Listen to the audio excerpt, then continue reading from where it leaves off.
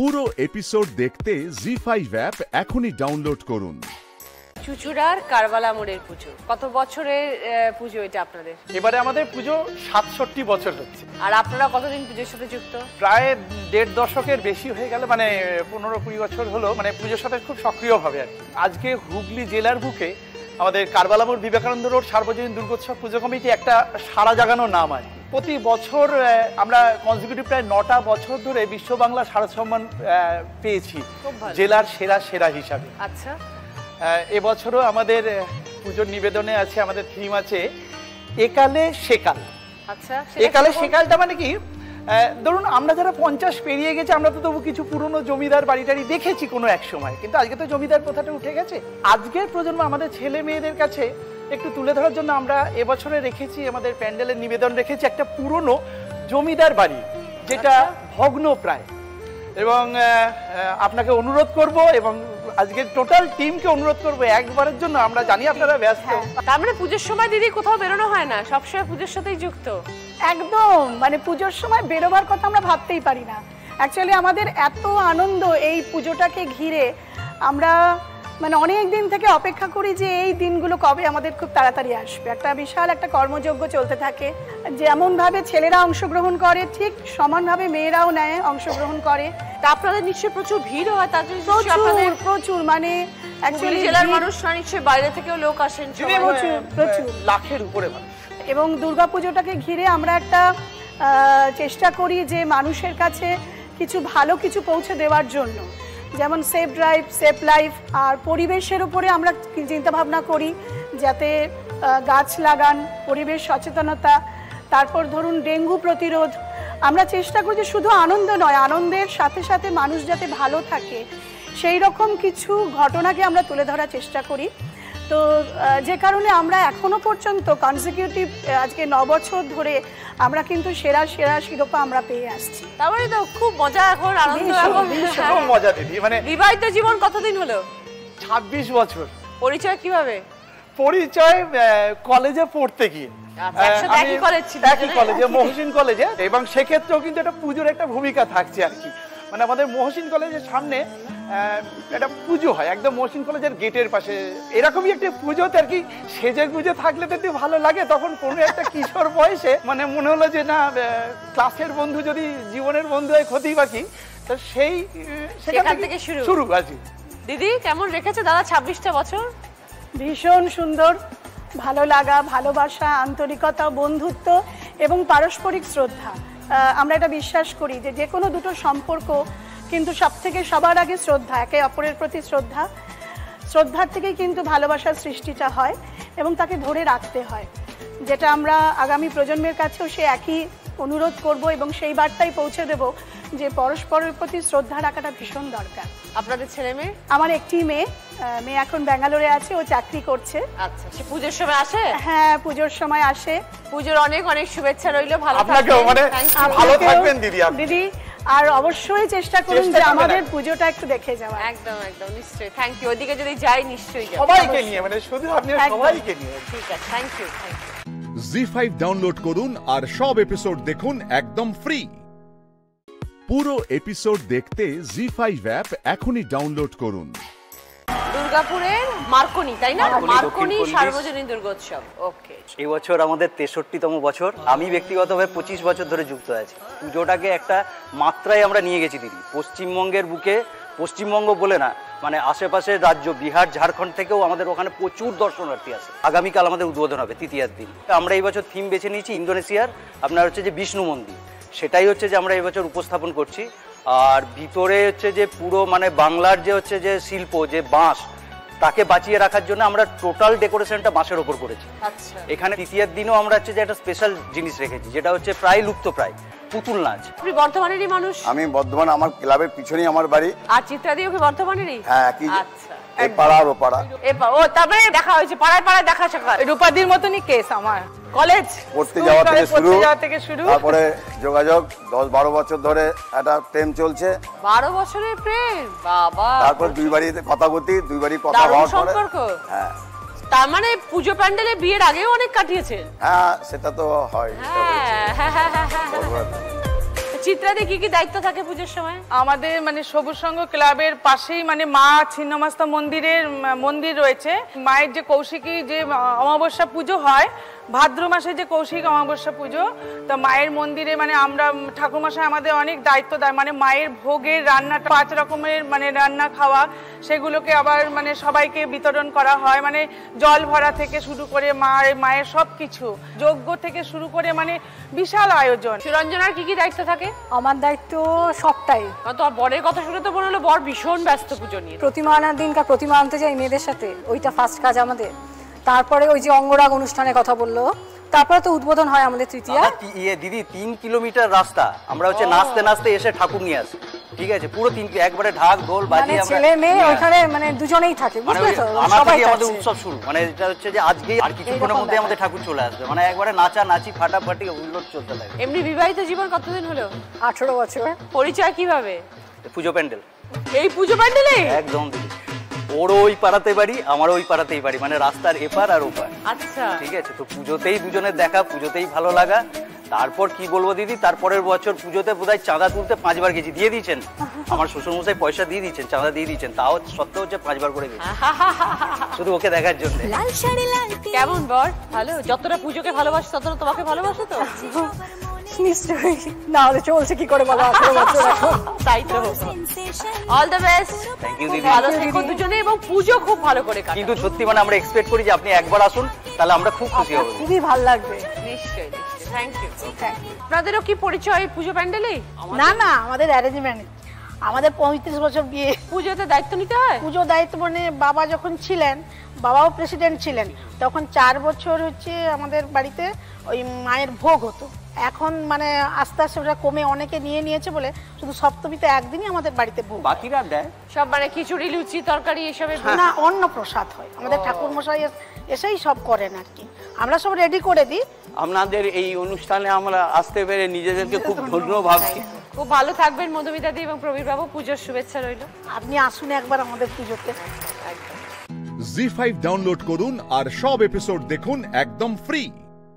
Miss হবে না আপনার পছন্দের টিভি শো, দেখুন জি5 অ্যাপে একদম ফ্রি। কৃষ্ণনগরের থেকে শিল্পী, কৃষ্ণনগরের কাজ এগুলোকে কলকাতায় নিয়ে যায়, আর পরে কুমোরটুলির প্রতিমা আপনি এখানে নিয়ে এসেছেন। কুমোরটুলিতে বড় হয়েছেন? হ্যাঁ, আমি কুমারটুলিতেই বড় হয়েছি, ওখানেই আমার জন্মস্থান। আমার বাবা বিখ্যাত শিল্পী সুনীল পাল, আর ভাই হচ্ছে মন্টি পাল, সেখানেই আমার জন্মগ্রহণ করা, সেখান থেকেই বড় হওয়া। একটা অন্যরকম কাজ আপনাকে দেখাবো, আচ্ছা, যেটা আমি ইনস্ট্যান্ট করেই আপনাকে দেখাবো। অনেকবার একাধিক সেলিব্রিটি মানুষ সামনেও করেছি, মিসেস ইন্দিরা গান্ধীর সামনেও করেছি, ইংল্যান্ডের রানীর সামনে করেছি, রাষ্ট্রপতির সামনে করেছি। ইংল্যান্ডের রানীর সামনে? একদম, মানে বাকিংহাম প্যালেস? Buckingham palace. আপনি তার ভিতরে গিয়েছেন? একদম। ছোটবেলা কিরকম ছিল? অ্যাকচুয়ালি আমাদের আদি বাড়ি হচ্ছে কুমারটুলিতে। আমরা 3 বোন 1 ভাই, সবাই এই কাজের সঙ্গেই যুক্ত। দাদার সঙ্গে কি করে আলাপ হলো? দাদার সঙ্গে আলাপটা বলতে গেলে আমাদের বাড়ির 2-4টে বাড়ি আগে দাদার হচ্ছে মাসির বাড়ি। তা উনি ওখানে যা আসা করতেন। তার আগের ঘটনাটা হচ্ছে, তখন উনি 1982 সালে লন্ডনে ছিলেন। আমাকে মাস্তুতো যে দাদারা ছিলেন ওনারা দেখাতেন, দেখ আমার এই ভাইটা আমেরিকায় আছে, তোর কেমন লাগছে দেখ। আমার তো এক ঝলক দেখে ভীষণ ভালো লেগে গেল। আমি মানে চোখ ফেরাতে পারছি না, এত সুন্দর সেই সময় দেখতে ওনাকে। তারপরে তো কুমারটুলিতে আসা যাওয়া শুরু হলো। প্রথম দেখছি, দেখে ভালো লাগে, তারপর আস্তে আস্তে কথাবার্তা হয়। তারপরে বিয়ে হলো কত সালে? আমার 96-এ বিয়ে হয়। ইন্দিরা গান্ধীর সামনে বসা, একদম, এটা আমার অনেকখানি বড় পাওয়া। শুধু তাই নয়, ওনার সামনে বসে ওনার মূর্তি করাটা, এটা আমার কাছে একটা চ্যালেঞ্জ ছিল। কত সাল তখন? 1982 সালে লন্ডনে করেছিলাম। 12 বছর বয়স? 12 বছর বয়সে। তারপর কি হলো? মানে ওনার সামনে উনি তো জড়িয়ে ধরেছেন এবং মাথায় হাত দিয়ে অনেক আশীর্বাদ করেছেন, বেটা তুমি আরো বড় হও, আরো আমাদের দেশে সুনাম করো। সেই আশীর্বাদ নিয়েই কাজ করছি। আর এই যে পূর্বপুরুষের এই যে তোমাদের পথ চলা, তার সাথে কিভাবে যুক্ত?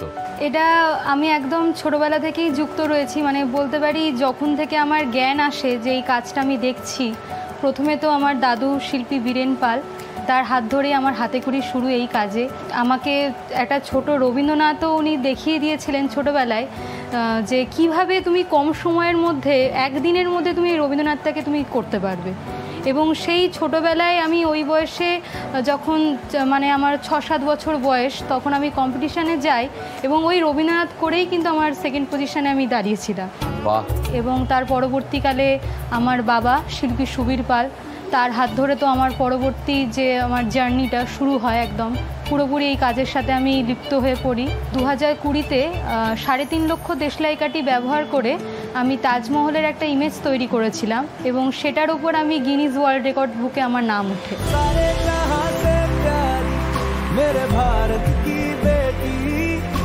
আমি ছোট 1/2 ইঞ্চির মা দুর্গার ফেস তৈরি করেছিলাম মাটি দিয়ে, তো সেটার উপর আমার বেস্ট অফ ইন্ডিয়া রেকর্ডস হয়। এছাড়াও India book of records, exclusive world records, international world records, তারপরে স্টার ইন্ডিয়া অ্যাওয়ার্ডের উমেন অফ দ্য ইয়ার সেটাও আমি পেয়েছি।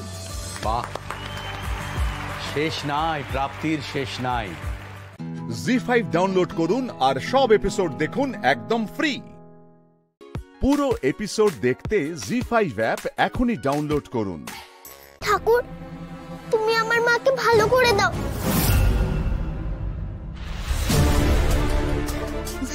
কি কাণ্ডটাই না করছে, হ্যাঁ? এমন একটা ভাব যেন মা কালী, মা ঘোমটা কালী ওর হুকুমের দাসী। মা, ও মা, মা ওঠো না গো, মা, মা। অন্তত এই ছোট্ট বাচ্চাটার মুখের দিকে তাকিয়ে তুমি গৌরীর জীবন ফিরিয়ে দাও মা। তুমি তো দয়াময়ী বলো।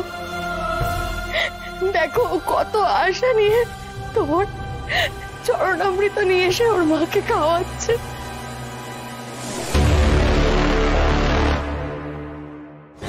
व्याघ्रचर्मम्बराधारे खड्गकर्त्रे करे धारे कपालेन्दि भरे वामे कालिकाव्यै नमस्तुते नीलोत्पलजटाधारे सिन्दूरेन्दुमुखोदये सुरद्भद्रष्टदोषणे कालिकाव्यै नमस्तुते कालिकाव्यै नमस्तुते। गौरी, गौरी तुम ठीक आছো?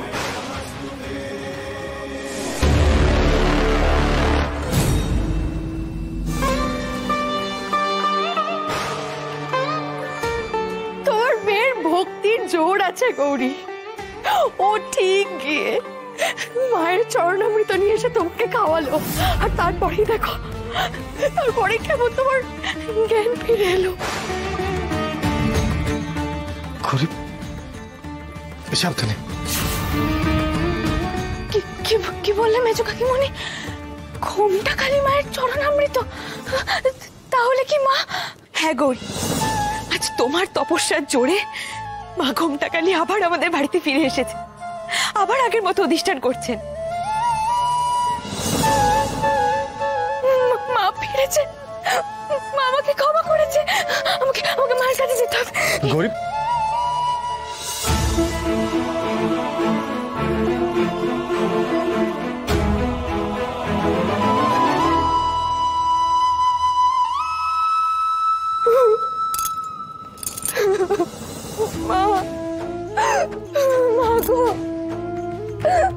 মা তুমি ফিরে এসেছো মা, তোমার অসীম দয়া। আমি তৃষ্ণার্থের তৃপ্তি না হওয়া অব্দি জল না দিয়ে মহা পাপ করেছি মা, বিশ্বাস করো আর কখনো এরকম ভুল হবে না, আমাকে ক্ষমা করে দাও মা। আজ মহালয়ার পুণ্যতিথিতে তোমার দর্শন পেলাম মা, আজ তুমি ফিরে এলে, এর থেকে বড় দিন আর হতে পারে না মা। আমি খুব শান্তি পেয়েছি মা।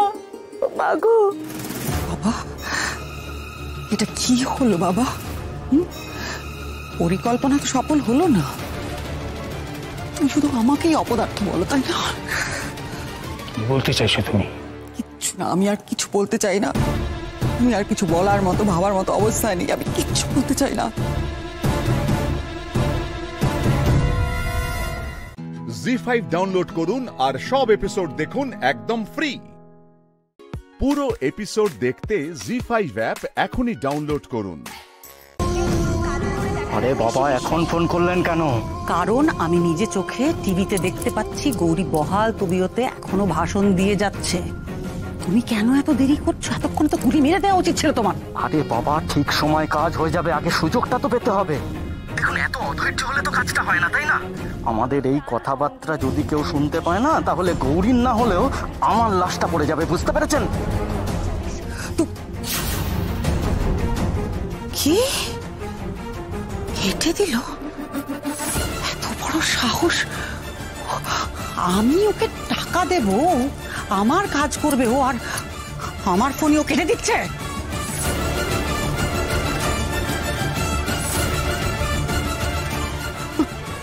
আরে আমি কি ওর মুখ দেখে চুনিগুলো দেবো নাকি? ওকে আগে কাজ করে দেখাতে হবে। কাজকর্ম করার নাম নেই, কিছু না, নিজের হিসেব কড়ায় গন্ডা একেবারে বুঝে নিতে চাইছে। যতক্ষণ না পুরো কাজ শেষ হবে আমি কিচ্ছু দেব না। আমাকে তো চেনে না।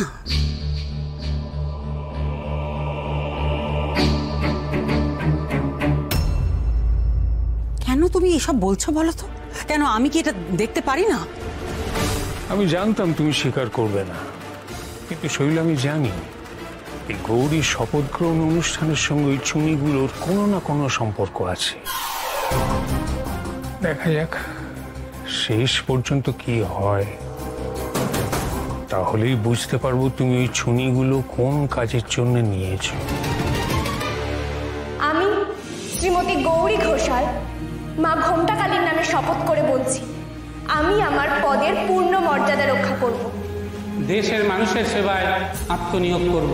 দেশের মানুষের সেবায় আত্মনিয়োগ করব।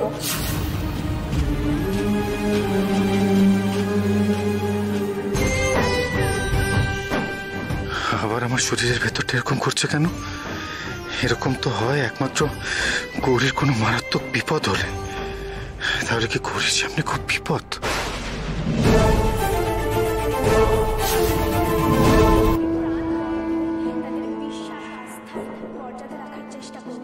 কিছুই তো বুঝতে পারছি না।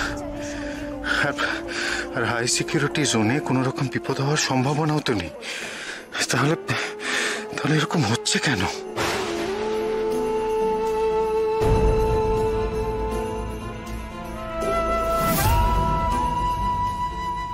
আমার যা সর্বনাশ করার সে তো করেই দিয়েছ।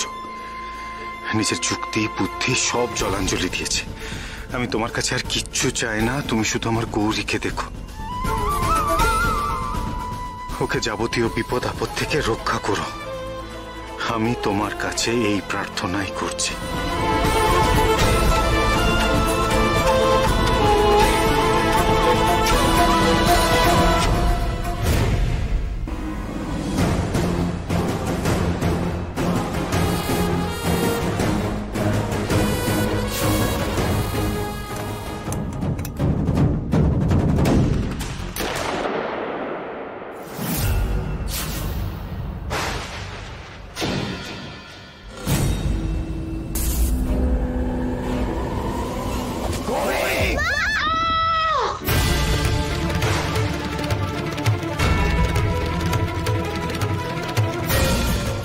জি5 ডাউনলোড করুন আর সব এপিসোড দেখুন একদম ফ্রি।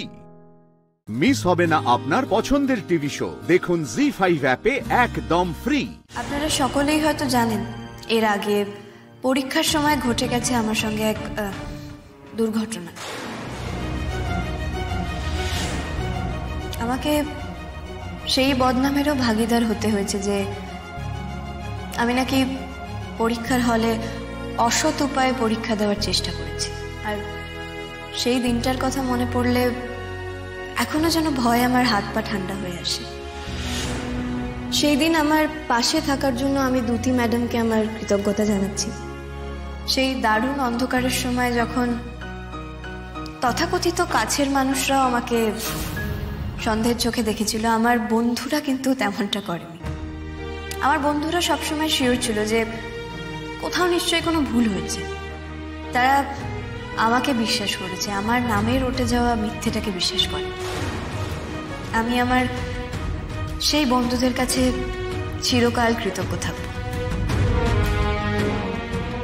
আর একজন যে আমার জীবনের ধ্রুবতারা, আমাকে নিঃশর্তভাবে বিশ্বাস করে, সে হলো আমার বাপি। আমার জীবনের সবথেকে বড় শিক্ষক হলো আমার জীবনের হাজারো প্রতিকূলতা। প্রতিকূলতা আমাকে শিখিয়েছে তাকে চ্যালেঞ্জ হিসেবে নিতে এবং আবার এগিয়ে যেতে। আমি রবি ঠাকুরের একটি লাইন দিয়ে শেষ করতে চাই, যে কেহ মোরে দিয়েছ সুখ, দিয়েছ তারই পরিচয়, সবারই আমি নমি।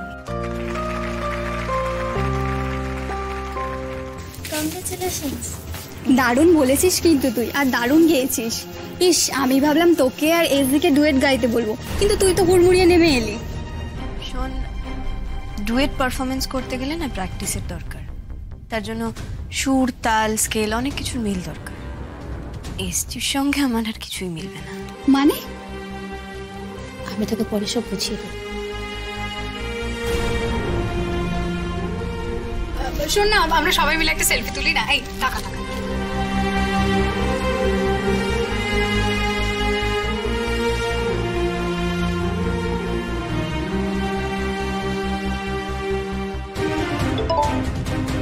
হাস একটু।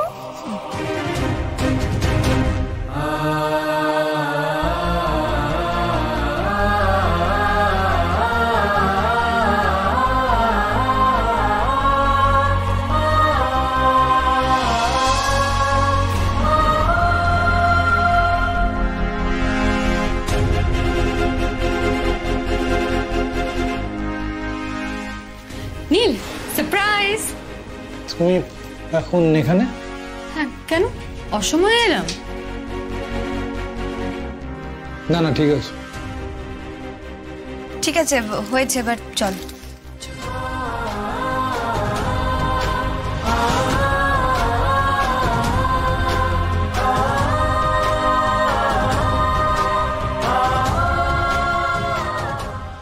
জি5 ডাউনলোড করুন আর সব এপিসোড দেখুন একদম ফ্রি। মিস হবে না আপনার পছন্দের টিভি শো। দেখুন জি5 অ্যাপে একদম ফ্রি। আপনি লজ্জা করে না? আপনার লজ্জা করে না একজন বিবাহিত মহিলার পেছনে ঘুরঘুর করতে? গান শেখা হচ্ছে, গান শেখাচ্ছে। কি ভেবেছেন আমি জানি না? ওই ফরমের আড়ালে আপনারা কি করেন সেটা আমি জানি না। এই শিক্ষা দিয়েছে আপনার বাবা মা, এই শিক্ষা দিয়েছে আপনার গুরু। এটা কি হচ্ছে? নীল এভাবে কেন বার্স্ট আউট করে গেল? লোকের সামনে এসব করবে আমি তো ভাবিনি। ভেবেছিলাম শুধু খেপে যাবে মেঘের ওপর, তারপর চলে যাবে। পরের পর থেকে নজর দেওয়া হচ্ছে। নীল, নীল প্লিজ, নীল প্লিজ তুমি ওকে ছেড়ে দাও। এখানে এভাবে এসব করো না, প্লিজ ওকে ছেড়ে দাও। চুপ করো। একটা কথা কান খুলে শুনে রাখো জিষ্ণু, মেঘ এখনো আমার ওয়াইফ।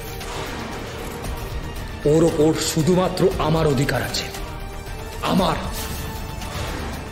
কখনো যদি মেঘের দিকে চোখ তুলে তাকাতে দেখেছি না, চোখ। প্লিজ প্লিজ, আমি আপনার সামনে হাত জোর করে বলছি, আপনি যা বলছেন, যা ভাবছেন তার সম্পূর্ণ ভুল।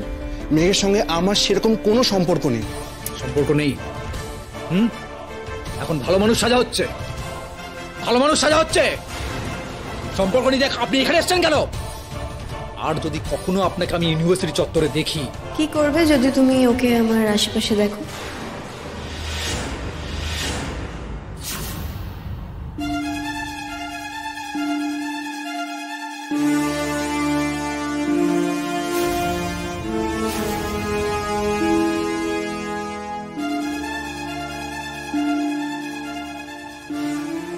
কি করবে যদি তুমি ওকে আমার আশেপাশে দেখো, বলো?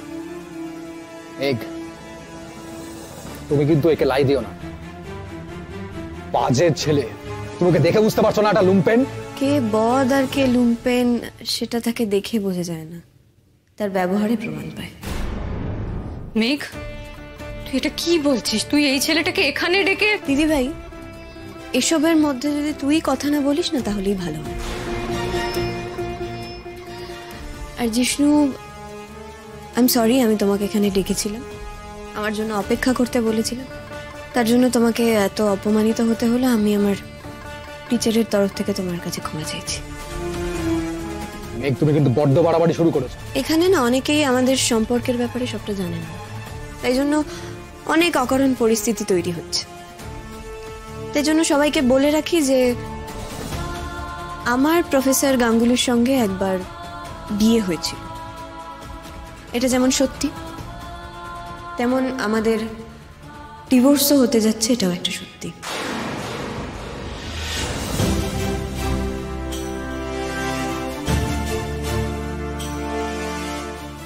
পিটিশন জমা হয়ে গেছে, যে কোনো দিন সেটা হয়ে যাবে, তাই তো? আর প্রফেসর গাঙ্গুলি, আমি আপনার স্ত্রী নই, আর যদি আপনার স্ত্রী হতামও, যে মুহূর্তে শুনতাম যে আপনার আমার ওপর অধিকার আছে আপনি এটা বলছেন, তখনই আমি আপনাকে ত্যাগ করতাম।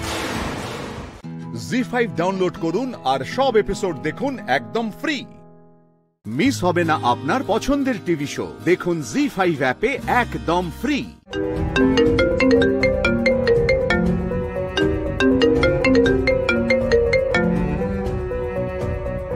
হ্যালো, বৈদেহী মুখার্জি বলছি।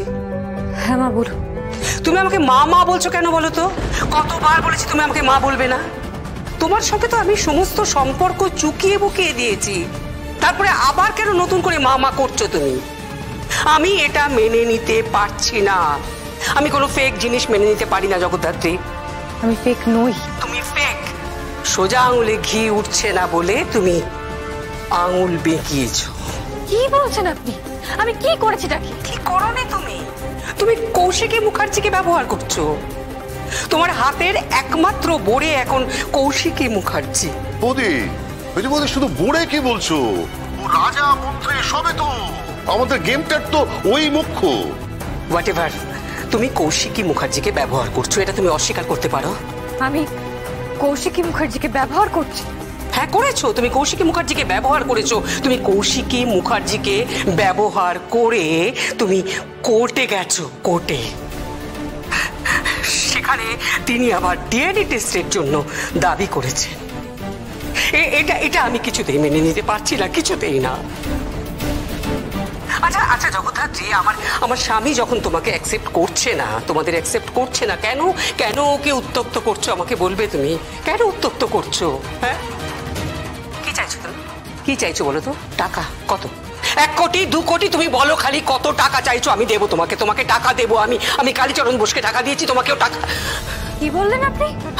আমি আমি আমি কালীচরণ বোসকে টাকা দিয়েছি, আমি তোমাকেও টাকা দেবো। হ্যাঁ, আমি টাকা ছড়াবো, তোমরা কুড়িয়ে নাও। আমি আমার ছেলে উৎসব মুখার্জি আর মেহেন্দি মুখার্জির জীবনটা মসৃণ করতে চাই। আমি ওদের জীবনে কোনো রকম কণ্টকময় পথ দেখতে চাই না জগদ্ধাত্রী। তুমি কৌশিকী মুখার্জিকে আটকাও, ওকে ওকে থামাও। তুমি ওকে বলো যে এইসব ডিএনএ টেস্ট বন্ধ করতে।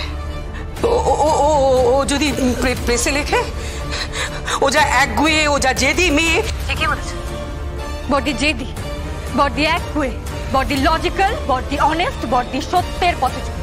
এই shut up, just shut up. আমি তোমার কাছ থেকে কোনো উপদেশ শুনতে চাই না জগদ্ধাত্রী, কোনো উপদেশ শুনতে চাই না আমি তোমার কাছ থেকে। আমি তোমাদের ঘেন্না করি, ঘেন্না হচ্ছে আমার তোমাদের জন্য। আমি ওই স্বয়ম্ভু ছেলেটা, ওই গাইয়ের ছেলে, ওর কি স্ট্যাটাস আছে বলো? কি স্ট্যান্ডার্ড আছে ওর? কি পেডিগ্রি আমাকে বলো তুমি? কি চাইছেন?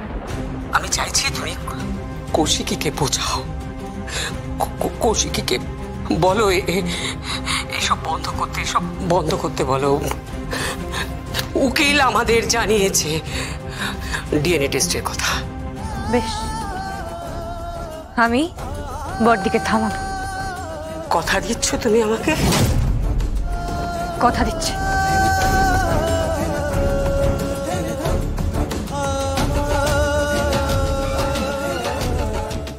জি5 ডাউনলোড করুন আর সব এপিসোড দেখুন একদম ফ্রি।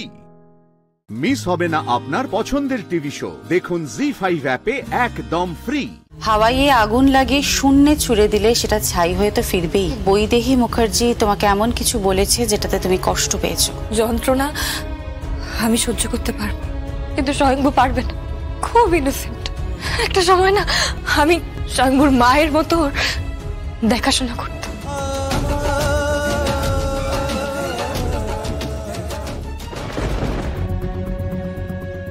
আসবো? আরে এসো এসো, ভেতরে এসো, বসো। তোমার আবার অনুমতি নেওয়ার কি প্রয়োজন জগদ্ধাত্রী? বলো কি খাবে? চা নেবে নাকি কফি নেবে নাকি কোনো একটা স্ন্যাক্স অর্ডার করি? না বেলা তো অনেকটাই হয়ে গেছে না, শরীরটাকে তো রাখতে হবে। সারাটা দিন তো মারামারি করে যাচ্ছ। বটে। কি ব্যাপার? জ্যাস চ্যানেলের চোখে জল? না বটে, জগদ্ধাত্রীর চোখে জল। তাও তো কখনো দেখিনি। এতকাল জগদ্ধাত্রী ঠাকুরকে দেখে এলাম, কিন্তু তার চোখে তো কখনো জল দেখিনি। উনি তো দেবী বটে, আমি তো মানবী, আমার চোখে তো জল আসতেই পারে। বলো, আমি আর পারছি না বটে, আমি না আর পারছি না, নিতে পারছি না, আমি আর পারছি না। কি হয়েছে জগদ্ধাত্রী, কি হয়েছে? বারবার স্বয়ম্ভুর মাকে অপমান করা হয়, বারবার এটা বলা হয় উনি গাইয়ে, উনি 2 টাকার সস্তার গাইয়ে, ওনার কোনো পেডিগ্রি নেই। বুঝতে পারছি বলেই তো আমি মহামান্য আদালতের কাছে দাবি করেছি। দেখো, একটা তো কিছু পথ বেরোবেই ওই ডিএনএ টেস্টের পর। আমি চাই না, আমি চাই না, আমি চাই না। আর জোর করে সম্পর্ক পাতানো যায় না। রাজনাথ মুখার্জি যখন মানেননি, থাক না, কি দরকার? বৈদেহী মুখার্জি যখন মানেননি, উৎসব মুখার্জি, মেহেন্দি মুখার্জি, প্রীতি, সানভি, কাকাই কেউ যখন মানেনি, তখন থাক না বর্তি। জোর করে আপনি সম্পর্কটা চাপিয়ে দিতে চাইছেন কেন? আর একটা কথা না, আমি খুব ভালো করে বুঝতে পেরে গেছি, স্বয়ংভূকে এই পরিবারে মানাবেন। আপনি আমাকে কতদিন এসব ডিএনএ টেস্ট বন্ধ করুন বর্দি, এসব দরকার নেই। আমার জন্য আপনি পারিবারিক অশান্তি করবেন না। তা কি করে হয় জগদ্ধাত্রী? হাওয়াইয়ে আগুন লাগিয়ে শূন্যে ছুড়ে দিলে সেটা ছাই হয়ে তো ফিরবেই। বর্দি, আমি জানি জগদ্ধাত্রী, বৈদেহী মুখার্জি তোমাকে এমন কিছু বলেছে যেটাতে তুমি কষ্ট পেয়েছো, তুমি যন্ত্রণা পেয়েছো, তাই তো? বর্দি, যন্ত্রণা আমি সহ্য করতে পারবো, কিন্তু স্বয়ংভূ পারবে না। স্বয়ংভূ খুব ইনোসেন্ট, আমি চিনি ওকে, আমি ওকে সারাটা জীবন প্রোটেক্ট করে রেখেছি, গার্ড দিয়ে রেখেছি। একটা সময় না আমি স্বয়ংভূর মায়ের মতো দেখাশোনা করতাম। জি5 ডাউনলোড করুন আর সব এপিসোড দেখুন একদম ফ্রি। মিস হবে না আপনার পছন্দের টিভি শো, দেখুন জি5 অ্যাপে একদম ফ্রি। দেখুন, আমাদের সম্বন্ধ করে বিয়ে হয়েছে, কয়েক মাস হলো ও আমাকে চেনে। এই কয়েক মাসের মধ্যে আমি ওকে এমন কোনো স্ট্রেস দিইনি যেখানে ওর হার্ট অ্যাটাক হতে পারে কিংবা এরকম কোনো পরিণতি হতে পারে। তাই ওরা যেটা বলছে সেটা সর্বৈব ভুল। ডাক্তারবাবু, এখানে না অনেক কথা আছে, যদি সব কথা বলতে হয় তাহলে। না না, দেখুন, এই সমস্ত কথা তো আমার কোনো প্রয়োজন নেই। এটা আপনাদের পারিবারিক ব্যাপার, আর আপনাদের পারিবারিক ব্যাপার শুনে আমি বা কি করব বলুন?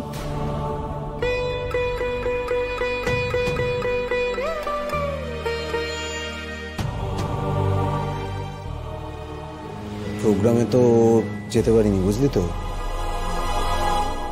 আর মনে হয় না যে এখন গিয়ে আর কোনো লাভ হয়। যাক, জীবনে তাও একটা কাজের কাজ করতে পেরেছিস। বলছি, সত্যি কি ভয়ের কিছু আছে ডাক্তারবাবু? টেস্টের রিপোর্ট অনুযায়ী ভয়ের কিচ্ছু নেই। ওকে, আমার মনে হয় সামান্য একটু অ্যাসিডিটি হয়েছিল, আর অ্যাসিডিটি হলে কখনো কখনো এরকম বুকে পেন হয়। সুতরাং আপনি একদম নিশ্চিন্তে ওনাকে বাড়ি নিয়ে যেতে পারেন। Okay, he is completely fit and fine. ডাক্তারবাবু, হ্যাঁ বলুন। বলছিলাম, এত ওই বুকের না চিনচিনে ব্যথাটা কিন্তু আছে। ব্যথাটা থাকলেও ভয়ের কিচ্ছু নেই, আমি খুব ভালো করে চেক করে নিয়েছি। আপনাকে কিছু মেডিসিন দেওয়া আছে, ওগুলো টাইম মতো খাবেন, তাহলে যেটুকু ডিসকমফোর্ট আছে সেটাও ঠিক হয়ে যাবে। ওকে? এখন আপনার ভাই স্ত্রী এনারা এসেছেন, ওনাদের সঙ্গে বাড়ি যান। ওকে? বলছি কোনো কি গাড়ি অ্যারেঞ্জ করা যেতে পারে? না, অ্যাকচুয়ালি আমরা তো বাইক নিয়ে এসেছি, গাড়ির অ্যারেঞ্জমেন্ট করা হলে আমরা গাড়িতে যেতে পারবো না। তবে হ্যাঁ, আমরা সঙ্গে যেতে পারি। হ্যাঁ হ্যাঁ, আমরা যে গাড়িটা নিয়ে এসেছি সেই গাড়িটা তো এখনো ছাড়িনি। ম্যাডাম, আপনি গাড়িটা নিয়ে যান, গাড়িতে করে পরাগকে বাড়ি নিয়ে যান। হ্যাঁ পরাগ, ইউ আর অ্যাবসলিউটলি ফাইন, কোনো টেনশন করো না। ডাক্তারবাবু যে ওষুধগুলো দিয়েছেন সেগুলো খেয়ে নিও, কেমন? হ্যাঁ ঠিক আছে।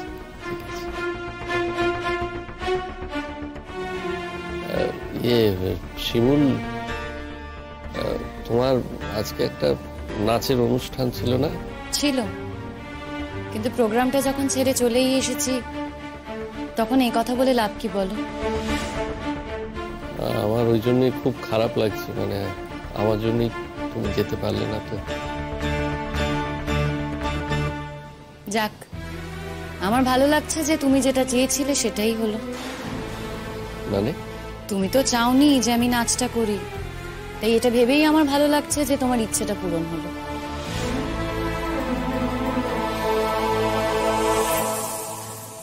যাক, আর দেরি করা বোধহয় ঠিক হবে না। গাড়ির যখন ব্যবস্থা করাই আছে তখন আমরা বেরিয়ে পড়ি। হ্যাঁ আসুন না, গাড়ি তো বাইরে রেডি আছে।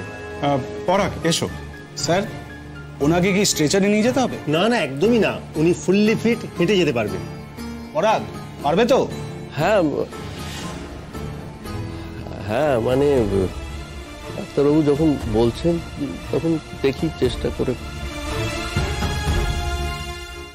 জি5 ডাউনলোড করুন আর সব এপিসোড দেখুন একদম ফ্রি। মিস হবে না আপনার পছন্দের টিভি শো, দেখুন জি5 অ্যাপে একদম ফ্রি। আমার অন্যায় হয়ে গেছে আপনাদের মতন এরকম একটা আনপ্রফেশনাল দলকে পারফর্ম করতে বলে। সরি, নিয়ার ফিউচার এরকম কোনো রিকোয়েস্ট নিয়ে আমার কাছে আসবেন না। হ্যাঁ, আমার যা দায়িত্ব একজন ডিএম হিসাবে একটি মেয়ের অধিকার, তার সুরক্ষার জন্য যা যা করার আমি সবটা করব, কিন্তু প্লিজ অন্য কোনো বিষয়ে আমার কাছে কিন্তু আর কোনো রিকোয়েস্ট করে লাভ হবে না। বিশেষ করে এরকম প্রোগ্রাম সংক্রান্ত বিষয় ভবিষ্যতে আমাকে আর কোনো রিকোয়েস্ট করবে। সুচরিতা দি এসে গেছে। শিমুল, তুমি এসছো? আপনার হাজবেন্ড না হসপিটালে? হ্যাঁ ম্যাডাম, উনি ছিলেন হসপিটালে, এখন ঠিক আছে। আমি ওকে বাড়িতে রেখে দিয়ে তারপর এসেছি। কি বলে রে, কেমন আছে পরাগ? বাড়িতে রেখে এসছো মানে ছেড়ে দিয়েছে? আর ঠিক হ্যাঁ না अभी? হ্যাঁ গো, ঠিক আছে। ওরা নিজেরাই বলেছিল হার্ট অ্যাটাক করেছে, কিন্তু ডাক্তার বলল যে তেমন কিছু হয়নি, হয়তো একটু অ্যাসিডিটি হয়েছে।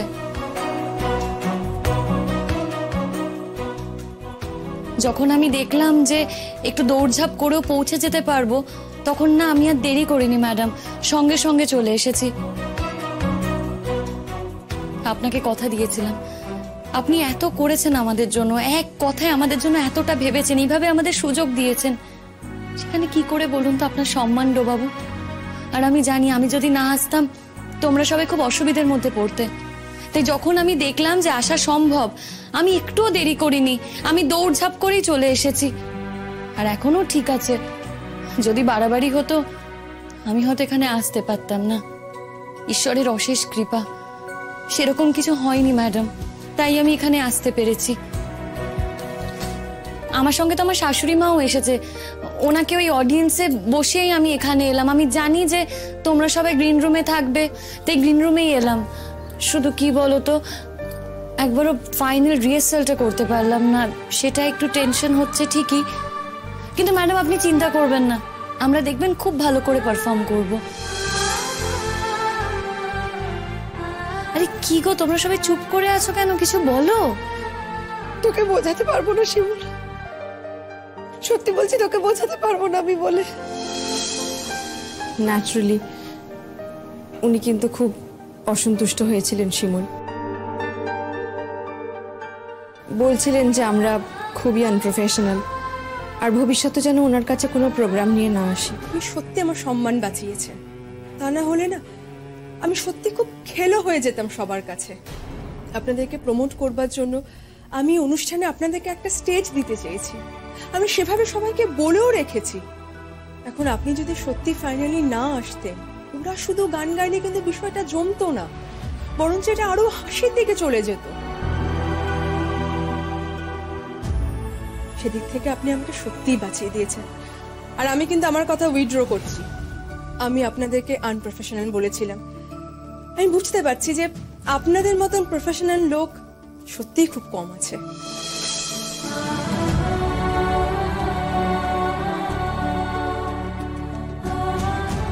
আপনি যে প্রফেশনাল সেটা কিন্তু আপনি প্রথম দিনই প্রমাণ করে দিয়েছেন। হয়তো আপনার যে সিচুয়েশন অন্য কোনো মেয়ে হলে সেটা সহজে পারতো না। জি5 ডাউনলোড করুন আর সব এপিসোড দেখুন একদম ফ্রি।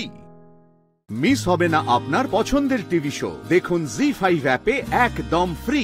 তোমরা তো সবাই মুখ বুজে থাকবে, কেউ কিছু করবে না। শেষমেশ বাইরের লোকই কাজে আসলো। আমার তীর্থ একবার ফিরে আসুক, তারপর আমি দেখছি সবাইকে। অলকা, সব আমাদের প্ল্যান মতোই চলছে। যেমনটা ভেবেছিলাম সেই দিকে এগোচ্ছে বাড়ির অবস্থা। দিদিভাই, এদিকেও আমার সবকিছু ঠিক করা আছে। ঠিক আছে, তাহলে যেমন কথা হয়েছে আমি সেরকম অভিনয় করছি, ঠিক আছে? পরে তোমাকে সবটা জানাচ্ছি। ওকে।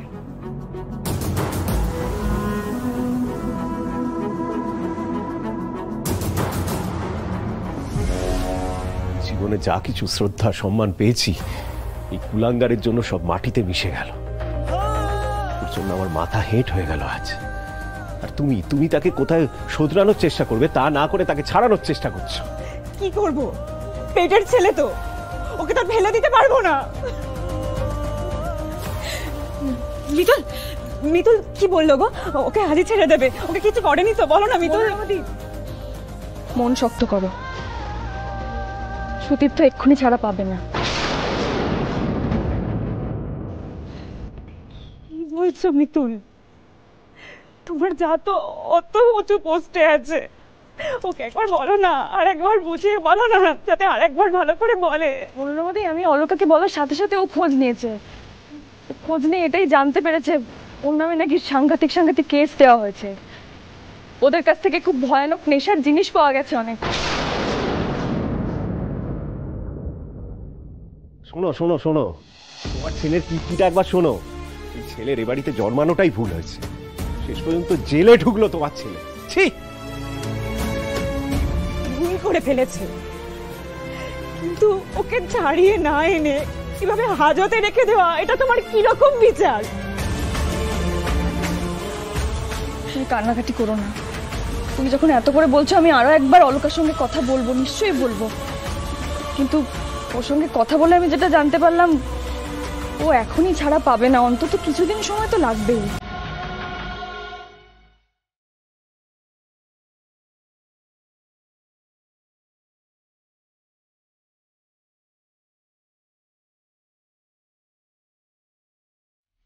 আজ থেকে এই বাড়িতে সুতীর্থও নেই। স দিয়ে সন্দেহের মধ্যে বাকি আছে দুজন, সুব্রতদা আর সুপ্রতীকদা। এরা দুই ভাই। এই দুজনের মধ্যেই একজনকেও পুরো কারসাজিটা করছে, এটুকু তো আমি নিশ্চিত। আমাকে খেয়াল রাখতে হবে এরা দুজন যেন গুগলির ধারে পাশেও ঘেঁচতে না পারে। আর তারপর যদি গুগলি সুস্থই থাকে, তাহলে সব অঙ্ক পরিষ্কার হয়ে যাবে। নিশ্চিত হয়ে যাব গুগলিকে শেষ করার প্ল্যান সমস্ত কারসাজি ওই সুতীর্থই করেছিল। জি5 ডাউনলোড করুন আর সব এপিসোড দেখুন একদম ফ্রি। মিস হবে না আপনার পছন্দের টিভি শো। দেখুন জি5 অ্যাপে একদম ফ্রি। গুগলি, কি হলো বলতো আবার? হ্যাঁ, ভালো লাগছে না কেন? গুগলি, হ্যাঁ গুগলি, কি হলো মা তোর হঠাৎ? গুগলি, সঞ্চয়ন, সঞ্চয়ন, সঞ্চয়ন কোথায় তুমি? শিগগির এসো। হ্যাঁ, কি দেখো না কি হয়েছে? হ্যাঁ গুগলি, সোহাগ, সোহাগ, গুগলি, কি হলো মিতুল? সোহাগ, কি হয়েছে? হ্যাঁ সোহাগ, এই সোহাগ, আবার কি হলো? মানে কখন হলো এটা হঠাৎ? একটু আগেও চোখ খুলেছিল, একটা কথাও বললো, তারপরে আর সাড়া দিচ্ছে না। একটু দেখো না সঞ্চয়ন কি হয়েছে। হ্যাঁ গুগলি, গুগলি, হ্যাঁ গুগলি, ওঠ না মা, কি হলো বলতো তোর আবার? সোহাগ, এই সোহাগ, সোহাগ, শান্ত হও মিতুল, শান্ত হও। এই সঞ্চয়ন দেখ না কি হয়েছে।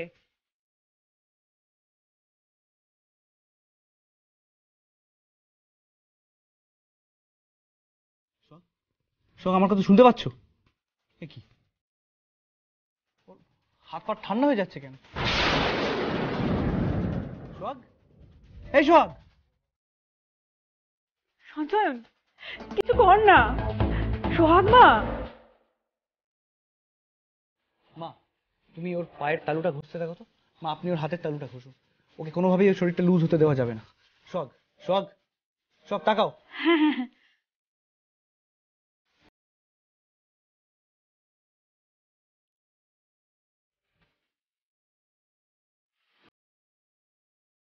সোহাগ মা,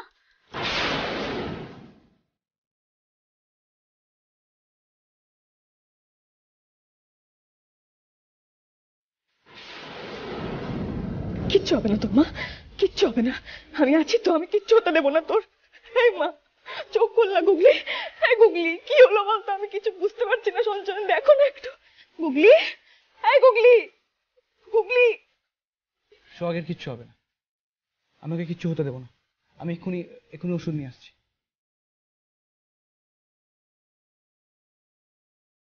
গুগলি, গুগলি, গুগলি, আমি বুঝতে পারছি না কি হচ্ছে আমার মেয়েটার সাথে, বারবার এরকম কেন হচ্ছে।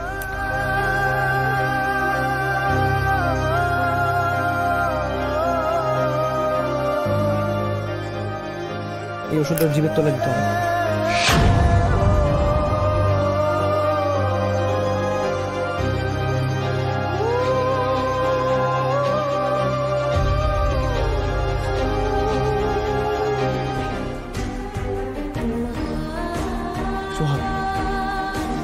গুগলি, কি কষ্ট হচ্ছিল তখন মা তোর? এখন ঠিক আছিস তো? অসুবিধা হচ্ছে না তো কিছু? তুই একটু উঠে বসবি? হ্যাঁ মিতুল, ওকে একটু উঠে বসিয়ে বালিশটা পিঠে হেলান দিয়ে দাও। না না না, ও যেমন আছে ওকে সেভাবেই শুতে দাও। এখন ওর ওষুধটার ভেতরে যাওয়া দরকার, তারপর আস্তে আস্তে সব ঠিক হয়ে যাবে। সুতীর্থ তোর জেলে আটকে, তা সত্ত্বেও গুগলির শরীরটা তো খারাপ হলো। তার মানে সুতীর্থ কিছু করেনি? তাহলে কে করেছে? জি5 ডাউনলোড করুন আর সব এপিসোড দেখুন একদম ফ্রি। মিস হবে না আপনার পছন্দের টিভি শো, দেখুন জি5 অ্যাপে একদম ফ্রি। আজ তোর কপালে অনেক দুঃখ আছে অর্জুন, সেই কারণেই আজকে আমি থানায়। কেমন হলো স্যার আপনার হবু জামাইয়ের বাড়ির অনুষ্ঠান?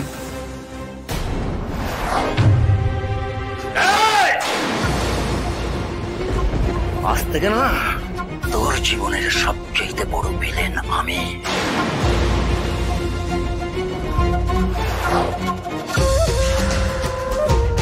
ওই যে লোকটা দেখছিস, আজকে তোকে ওখানে আমি ঢোকাবো। কি যেন একটা বলতিস তুই? Care of late Pushpendu Sanyal. স্বয়ং উনি আসলেও তোকে বাঁচাতে পারবে না। যা বলবে আমাকে বলবে, আমাকে। আর বাবার নাম তুললে তাহলে কুপুত্তর কাকে বলে এখানে সবাইকে আমি বুঝিয়ে দিয়ে যাব। আর আপনার মুখ থেকে যদি আমার বাবার নাম একবারও শুনি অর্জুন কি জিনিস আপনাকেও চল চল। চর্বি হয়ে গেছে, হ্যাঁ? সব চর্বি ছাড়িয়ে নেব। এটা উঠবে।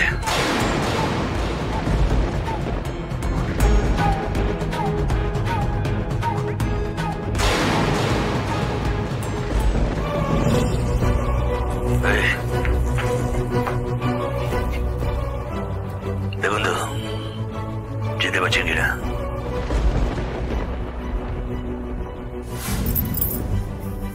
সরি বাজি। এই আপনাকে মদ খাইয়ে গাড়ির চাবি চুরি করেছিল কিনা দেখুন, ভালো করে দেখুন।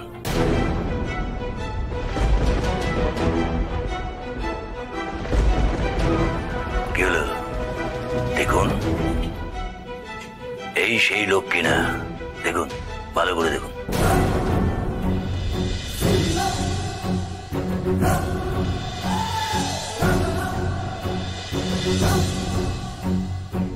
ये वो नहीं है जी। सर जी ये छोटू को छोड़ दीजिए सर जी।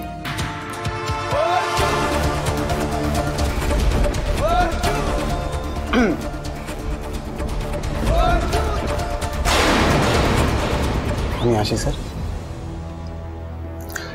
আপনারা কেন যে আমাকে প্রতি রাতে এরকম ডেকে পাঠান খাবার সময়? মা খাবার নিয়ে অপেক্ষা করছে। শুধু না, এই শহরে কি আসামি কম পড়ে গেছে, তাই জন্য আপনি আমাকে ডাকছেন। আমি তো এখন আপনার পেটেন্ট। বেশি কথা না, বেশি কথা বললে না আমি তোকে। আরেকটা ছোট্ট জিনিস স্যার, আপনি এবার এই তুই-তুকারি করাটা বন্ধ করুন। ভদ্রলোক আপনি।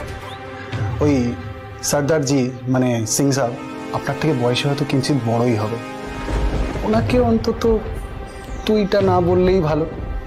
নয়তো স্যার আপনি জানেন আমি একটু বস্তি কাটিং আছি, মানুষকে অসম্মান করলে আমার মাথাটা ঘুরে যায়, তখন যে আমি কি বলে ফেলবো কি করে ফেলবো আমি নিজেও জানি না। আপনি তো আবার একটু মাইন্ড করে ফেলেন, তাই না? আসি।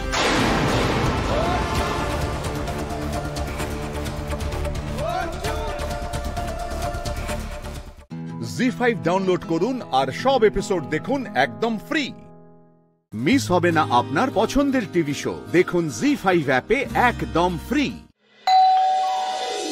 হেই বম্মা মামা চলে এসেছে বোধহয় পায়া, আমি আসছি। হ্যাঁ আরে আসছে আসতে, সকাল থেকে ওরা আসবে বলে মেয়েটা, উফ বাপরে বাপ।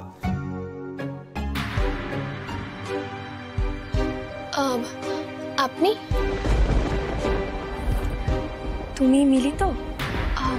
হ্যাঁ, কিন্তু আপনাকে তো ঠিক, তোমার আমাকে ঠিক চেনার কথাও নয়। আমি আসলে রাহুলের দাদা অনুজ, ওর ব্যাপারে কিছু কথা বলতে এসেছি। দাদা ভাইয়ের সম্পর্কে?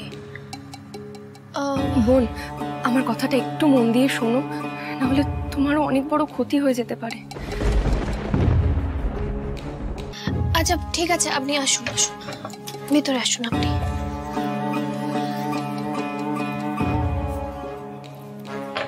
আসুন, আসুন। বলুন কি বলার আছে, কিন্তু একটু তাড়াতাড়ি বলবেন, আমার একটু তাড়া আছে, আসলে ইম্পর্টেন্ট গেস্ট আসবে তো। আসলে রাহুলের দাদা অনুজের সাথে আমার একটা সম্পর্ক ছিল মিলি। ও বলেছিল আমাকে বিয়ে করবে, আমরা ফিজিক্যালি ইন্টিমেটও হই। এখন সবকিছু হয়ে যাওয়ার পরে অনুজ সবকিছু অস্বীকার করছে।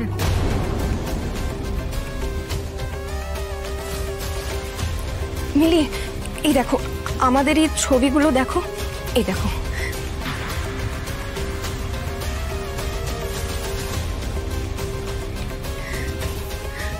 আমি না ওদের বাড়িতেও গেছিলাম কথা বলার জন্য, কিন্তু অনুজ আর ওর বাড়ির লোক আমার সাথে তো কথা বললোই না, উল্টে আমাকে বের করে দিল। আমি ওর পা ধরতেও বাকি রাখিনি, কিন্তু ওর ফ্যামিলির কেউ আমার কথা শুনলোই না। অনুজ প্লিজ আমার কথাটা একটু শোনো, অনুজ প্লিজ আমার সাথে এরকম করো না। দেখো তুমি বলেছিলে বলো তুমি আমাকে ভালোবাসো, তুমি ওরকম অনেক ভালোবাসা আমার রাতে শুরু হয়, আমার ভোরবেলার মধ্যে শেষও হয়ে যায়। কি ব্যাপার? কে এই মেয়েটা? কে তুমি? হ্যাঁ, কি চাই তোমার বাড়িতে? সেটা ওকেই জিজ্ঞেস করুন না। আমাকে বিয়ের প্রতিশ্রুতি দিয়েছিল, ও বলেছিল আমাকে ভালোবাসে। সব কিছু হয়ে যাওয়ার পর একটা বাজে কথা বলবে না আমাদের বাড়ির ছেলের সম্পর্কে। তুমি যদি আমাদের বাড়ির ছেলের সম্পর্কে এভাবে মিথ্যা বদনাম দাও, তোমার কি অবস্থা করতে পারে তুমি জানো? কি হচ্ছে কি এসব? এই মুহূর্তে এই মেয়েটাকে ঘাড় ধাক্কা দিয়ে বাড়ির বাইরে বার করে দাও, জীবনে যেন এই বাড়ির ত্রিসীমানার মধ্যে ওকে না দেখি। পরে তো জানলাম অনুজের নাকি এরকম আরো অনেক মেয়েদের সাথেই সম্পর্ক আছে। ওর আগের বিয়েটা নিয়েও নাকি কি সব হয়েছিল। অনুজ একদম ভালো মানুষ নয়, একদম নয়। সব থেকে বড় কথা কি জানো, ওর ফ্যামিলির লোকজন ওর প্রত্যেকটা অন্যায়কে এভাবে সাপোর্ট করে। আমি নিজে তার প্রমাণ পেয়েছি। মিলি, আমি তোমার বড় দিদি হয়ে বলছি, তুমি রাহুলকে বিয়ে করো না। ওরা কেউ ভালো মানুষ নয়, কেউ না। কি বলছেন কি আপনি? অদ্ভুত তো, আমার রাহুল খারাপ? কিভাবে বলছেন আপনি এই কথাগুলো? জি5 ডাউনলোড করুন আর সব এপিসোড দেখুন একদম ফ্রি। মিস হবে না আপনার পছন্দের টিভি শো। দেখুন জি5 অ্যাপে একদম ফ্রি। আপনি এতদিন পর্যন্ত তো কোনো মহিলাকে রিক্রুট করেননি অফিসে, আজ কি প্রথমবার ওরা একজন মহিলাকে অফিসে পেয়ে ওদের ভিতরে একটু উথাল পাথাল হওয়াটা স্বাভাবিক। উথাল পাথাল? What do you mean by উথাল পাথাল? আরে ম্যান ওম্যান কেমিস্ট্রি কি করে বোঝাই আপনাকে। শুনুন, পুরুষের কাছে নারী মানে সুন্দর, আর পুরুষরা সুন্দরের পূজারী, তাই পুরুষরা একটু নারীদের কাছাকাছি থাকতে চায়, সেটাই। সেই পুরুষরা তো সুন্দরীদের পূজারী হবেই, সেই জন্যই পুরুষরা নারীদের কাছাকাছি থাকতে ভালোবাসে, সুন্দরী মহিলাদের মুখে পেস্ট্রি গুঁজে দেয়। এই কারণের জন্য আমি এতদিন কোনো মহিলা রিক্রুট করিনি অফিসে।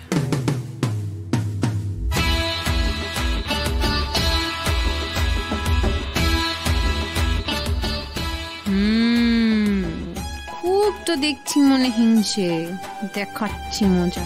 এইবার এই অস্ত্রেই আপনাকে শায়েস্তা করবো আমি।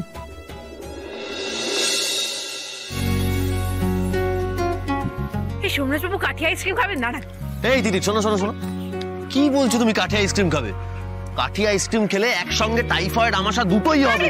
আমরা এটা খেয়েই বড় হয়েছি, কিছু হয় না তো। এই যে সোমরাজবাবু ধরুন আইসক্রিম খান, ধরুন ধরুন। আমি আজ চাকরি পেয়েছি, মিষ্টি মুখ করবেন নাকি? আবার মিষ্টি মুখ বলেছি না? একদম এই সমস্ত কথা না, চুপ একদম। আচ্ছা ঠিক আছে, ধরুন না, ধরুন খান, বলবো না মিষ্টি মুখ। বসুন তো, বসুন।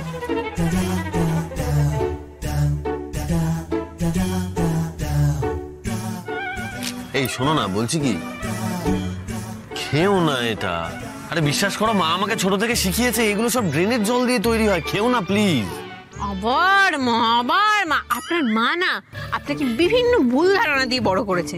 শুনুন, এই কাঠি আইসক্রিম না খেলে বড় হওয়া যায় না। বড় হওয়া যায় না? আপনি এত কথা বলছেন কেন? খান না এটা, খুলুন খুলুন।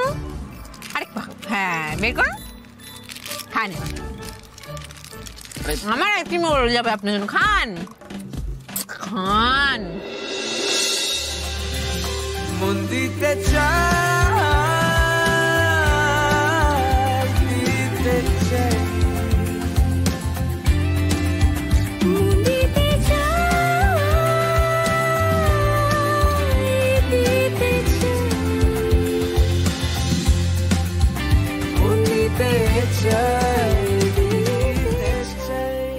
সোমরাজবাবু, আপনার জিভটা দেখি লাল হলো কিনা?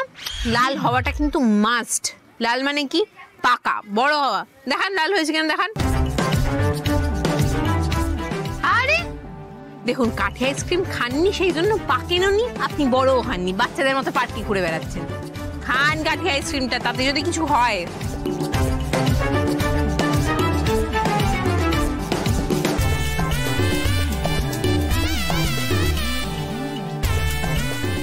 সোমরাজবাবু, আপনি এই যে কাঠি আইসক্রিম খেলেন, এতে যদি আপনার একটু বার বৃদ্ধি হয়। জি5 ডাউনলোড করুন আর সব এপিসোড দেখুন একদম ফ্রি। মিস হবে না আপনার পছন্দের টিভি শো। দেখুন জি5 অ্যাপে একদম ফ্রি। দেখি শো, তোমার ফেভারিট শার্টে এটা কিসের দাগ লাগিয়েছো তুমি? ও মা, এটা আইসক্রিম, ওই কাঠি আইসক্রিম খাচ্ছিলাম না, সেটার দাগ। ওই হোয়াট, কি বলছো তুমি? তুমি তুমি কাঠি আইসক্রিম খেয়েছো? এসব তো তুমি খেতে না। উফ, তিতিরের পাল্লায় পড়ে না তোমার অবনতি হচ্ছে। কবে থেকে এসব খেতে শুরু করলে? তুমি জানো ওগুলো কি?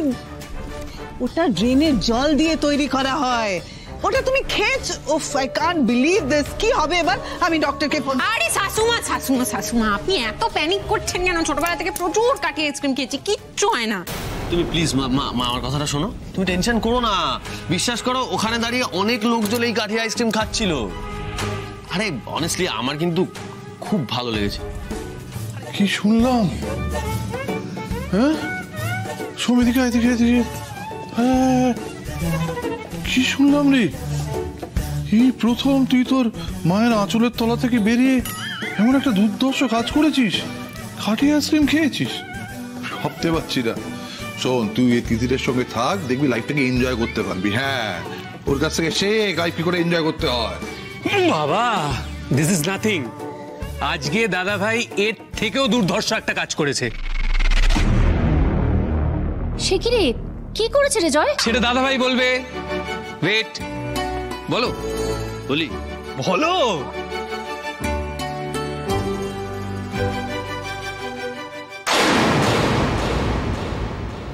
ওই দেখ কাকিমণি, পিসিমণি আর ঠাম্মির মুখটা দেখ, এত বড় জিজ্ঞাসার চিহ্ন হয়ে গেছে। বলো বলো বলো। বলছি, বলে দিচ্ছি তাহলে। এটা একটা অ্যানাউন্সমেন্ট।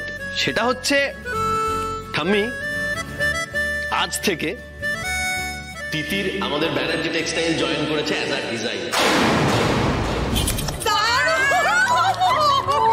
মা, এটা দারুণ খবর, দারুণ। বুঝতে পেরে গেছি, এবার আমি সব বুঝতে পেরে গেছি। দাদু ভাই, এই আনন্দে তুমি ওই কাঠি আইসক্রিম খেয়েছো, তাই না? আমি প্লিজ, ইম্পসিবল সোম, ইম্পসিবল। এটা হতে পারে না, এটা তুমি করতে পারো না। আমাদের ব্যানার্জি টেক্সটাইলসে কোনো মেয়ে কোনোদিন চাকরি করেনি। কোনো মেয়েকে ব্যানার্জি টেক্সটাইলসে এমপ্লয় করা হয় না সোম। এই নিয়মটা তুমি চালু করেছো, তুমি এটা ভাঙতে পারো না। তোমার দাদু এটা পছন্দ করতেন না, তুমি এটা করতে পারো না সোম। মা, তোমার আশঙ্কাটা কি? দেখো, আমি তোমাকে বলছি, তিতির কিন্তু আর 5 জন মেয়ের মতো নয়। তিতির ব্যানার্জি টেক্সটাইলে চাকরি করবে। আমি বুঝে নেবো বাকিটা। তুমি এসবের মধ্যে থেকো না প্লিজ। কি বলছো তুমি সোম? কাঠি আইসক্রিম কাজে দিয়েছে তাহলে। মালিনী ব্যানার্জির ছেলে তার মুখের ওপরে কথা বলছে, সহ্য হবে তো? জি5 ডাউনলোড করুন আর সব এপিসোড দেখুন একদম ফ্রি। মিস হবে না আপনার পছন্দের টিভি শো। দেখুন জি5 অ্যাপে একদম ফ্রি। আপনার হাজবেন্ডের পা ভাঙার পেছনে আপনার কোনো হাত নেই? না, নেই। সুপ্রকাশ বটব্যাল একজন ক্রিমিনাল। ও নানান ভাবে আমাদেরকে হ্যারাস করছিল। ওই গুন্ডা লাগিয়েছিল আমাদের পেছনে। সো মিসেস দত্ত, আপনি নিজেই বললেন যে সুপ্রকাশ বটব্যাল হলেন একজন ক্রিমিনাল।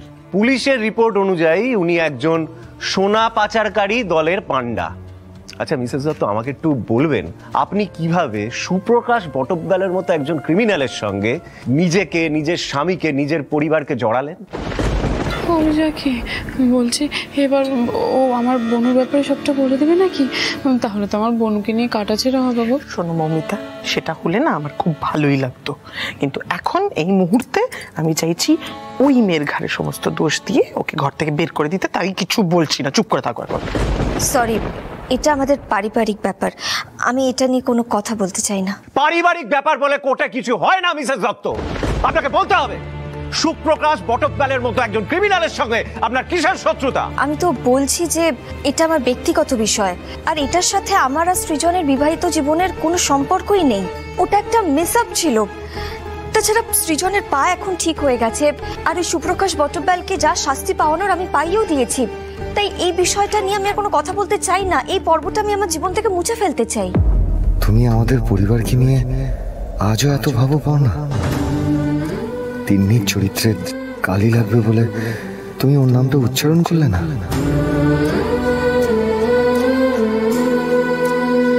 আপনি মিথ্যে কথা বলছেন মিসেস দত্ত। আপনি সাংবাদিকতায় নাম করবেন বলে, সুপ্রকাশ বটব্যালকে নিজের হাতে শায়েস্তা করবেন বলে আইন নিজের হাতে তুলে নিয়েছিলেন। আপনার এই মূর্খামির জন্য আপনার স্বামীর পা চলে যেতে বসেছিল। বারবার এইভাবে আপনার স্বামীকে বিপদের মুখে ঠেলে দেওয়াটা আপনার স্বভাব। তাকে মেন্টাল প্রেসারে রেখে আপনি টর্চার করে গেছেন। অবজেকশন মিলন, আমার বিরোধী পক্ষ উকিল ভুলে যাচ্ছেন যে একজন মেয়ের প্রফেশনটা তার বিবাহিত জীবনে থেকে কোনো অংশে কম গুরুত্বপূর্ণ নয়। আলোকপর্ণা দত্তের জন্য আজকে সুপ্রকাশ বটব্যালের মতো একজন ক্রিমিনাল ধরা পড়েছে। ইনফ্যাক্ট পুলিশ ডিপার্টমেন্ট থেকে আলোকপর্ণাকে পুরস্কৃত করা হয়েছে। তার সমস্ত রিপোর্ট এবং পেপার কাটিং আমি আপনার কাছে পেশ করেছি। যে নিজের বউয়ের ইম্পর্টেন্ট কেসের আগে সুক্ত রাধতে বলে, তার কাছ থেকে কি বা যুক্তি এক্সপেক্ট করা যায়? আরে রাধতে পারো না সেটা বলো। শোনো, যে রাধে না সে চুলো বাঁধে। Order order. শ্যামসুন্দর, তোমার এই এলিগেশন আমি ডিসমিস করলাম। সৃজন দত্তের পা ভাঙাটা একটা ক্রিমিনাল অফেন্স। তার বিচার হয়ে গেছে আর ক্রিমিনাল তার সাজা ভোগ করছে। এর সাথে মানসিক নির্যাতনের কোনো সম্পর্ক নেই। তোমার আর কিছু বলার আছে? ইয়েস মিলর্ড, আছে। সো মিসেস দত্ত, আপনি একটু মহামান্য আদালতকে অবগত করবেন বিপাশা ব্যানার্জিকে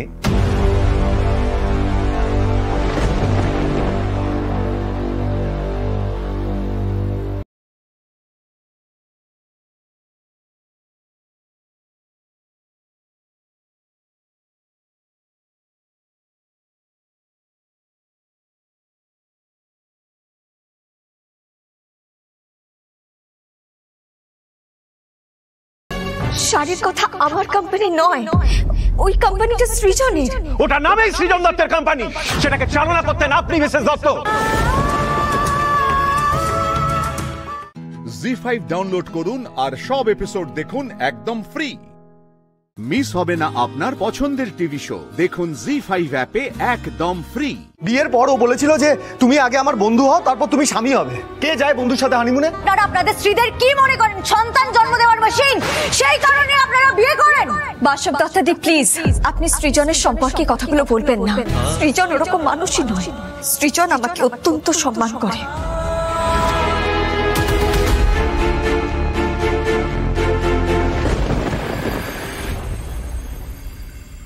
যা বলিব সত্য বলিব, সত্য বই মিথ্যে বলিব না। সো মিস্টার সৃজন দত্ত, আপনি অভিযোগ করেছেন আপনার স্ত্রী আলোকপর্ণা দত্ত আপনার উপর মানসিক নির্যাতন করেছেন বলে আপনি ওনার কাছ থেকে মুক্তি চান, তাই তো? তাহলে এবার আপনি আমাকে একটা কথা বলুন, বিয়ে হয়ে আসার পর থেকেই কি আপনাদের সম্পর্কে এই তিক্ততা? না না। ও, তাহলে সম্পর্কটা এরকম জায়গায় এলো কি করে? ও আমার কথা শোনে না, সব সময় আমার কথার অবাধ্যতা করে, আর আমার মায়ের সাথে ঝগড়া করে। উনি এরকম কেন করেন সেটা কি আপনি কখনো ভেবে দেখেছেন? সে অনেক কারণ, দু লাইনে সেটা ব্যাখ্যা দেওয়া সম্ভব না। তার মানে আপনার স্ত্রীর মন, তার যুক্তি, সে কি বলতে চাইছে, কেন করছে, কোনোটাই বোঝার চেষ্টা করেননি আপনি, তাই তো? পর্ণাকে আমার থেকে বেশি কেউ বোঝে না।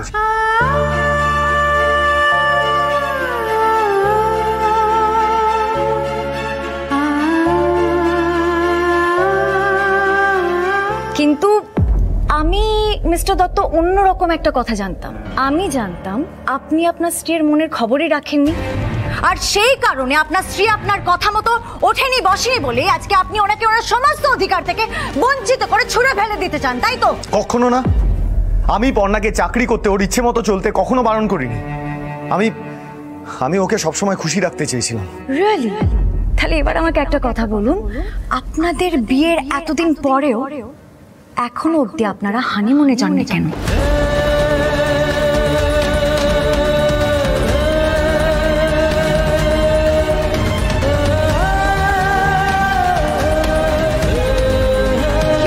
সৃজন দত্ত বলুন, আপনি এখনো অবধি কেন আপনার স্ত্রীকে একান্তে এতটুকু সময় দিলেন না? ওমেজা কি, আমি বেরোই, বুঝলো তো? আরে মোবাইলটা স্কুল থেকে আনতে হবে। হ্যাঁ, গেলাম। অবজেকশন মিলর্ড, আমার মক্কেলকে ইমোশনালি ম্যানিপুলেট করা হচ্ছে। ওভাররুল। Thank you milord. বলুন সৃজন দত্ত, জবাব দিন। শুধু ও আমার সঙ্গ চেয়েছিল, আমিও সঙ্গ চাইনি। ও বলুক। সৃজন, এটা আমাদের দুজনের ব্যক্তিগত বিষয়, এই বিষয়টা সবাইকে বলার মতো নয়। প্লিজ চুপ করো তুমি। কেন চুপ করব? একজন স্বামী তার স্ত্রীর কাছে তার অধিকার চাইতে পারে না? ও তো সেটা দিতে অস্বীকার করেছিল। বিয়ের পর ও বলেছিল যে তুমি আগে আমার বন্ধু হও, তারপর তুমি স্বামী হবে। বন্ধু? কে যায় বন্ধুর সাথে হানিমুনে? আপনারা কেউ আপনাদের বন্ধুর সাথে হানিমুনে যান? Point to be noted milord, উনি ওনার স্ত্রীর বন্ধু হওয়ার আগেই হানিমুনে যেতে চেয়েছেন। মিস্টার সৃজন দত্ত, আপনারা আপনাদের স্ত্রীদের কি মনে করেন? সন্তান জন্ম দেওয়ার মেশিন, সেই কারণে আপনারা বিয়ে করেন? বাসব দত্তাদি প্লিজ, আপনি সৃজনের সম্পর্কে কথাগুলো বলবেন না। সৃজন ওরকম মানুষই নয়। সৃজন আমাকে অত্যন্ত সম্মান করে। জি5 ডাউনলোড করুন আর সব এপিসোড দেখুন একদম ফ্রি। মিস হবে না আপনার পছন্দের টিভি শো। দেখুন জি5 অ্যাপে একদম ফ্রি। বাবা, শহরের প্রায় এক প্রান্তে এরকম একটা বাড়িতে থাকছো আজকাল। জায়গাটা সেফ? কোনো ওয়াচম্যান নেই? মেয়েদের রক্ষা করার অভ্যেসটা এখনো যায়নি তোমার। শালিনী মিত্র এখন বিশাল বড় বক্সার রোহিত, তাকে এতটাও রক্ষা করার প্রয়োজন আর হয় না। আর তাছাড়া এটা আমার নিজস্ব জায়গা। একজন ওয়াচম্যান আছেন, বাট আজ ছুটিতে। এসো ভেতরে, এসো এসো।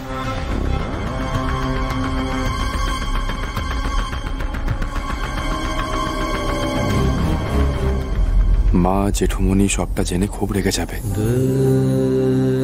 কিন্তু শালিনীকে কয়েকটা প্রশ্ন করা আমার খুব দরকার। ও কি হিসেবে আমার কাছে আসছে, আজ আবার এখানে টেনেও আনলো। রাতের দিকে কাছাকাছি কোনো গেস্ট হাউসে চলে যাব।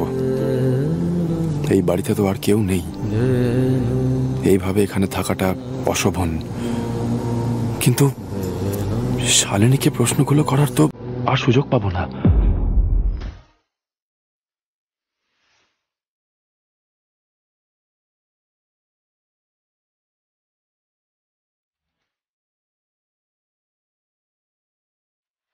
এই নাও কফি। Thank you. ওয়েলকাম।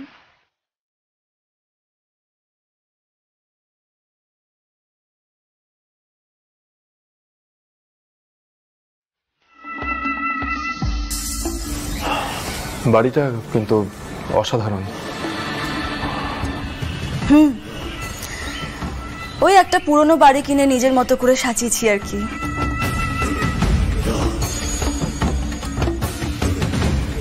কিন্তু এগুলো কিছুই বোধহয় আর থাকবে না, জানো তো।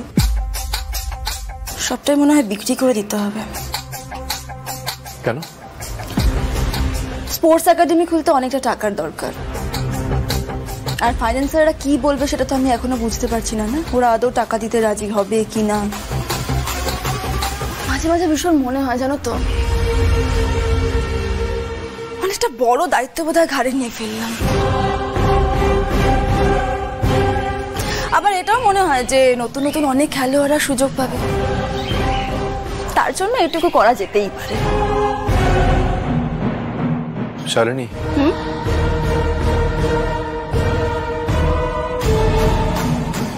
বেশ পাল্টে গেছো তুমি। না মানে, আগে তুমি শুধু তোমার নিজের খেলাটা নিয়েই ভাবতে, কিন্তু এখন দেখছি তোমার মনটা বেশ অনেকটাই প্রসারিত হয়েছে। গুড।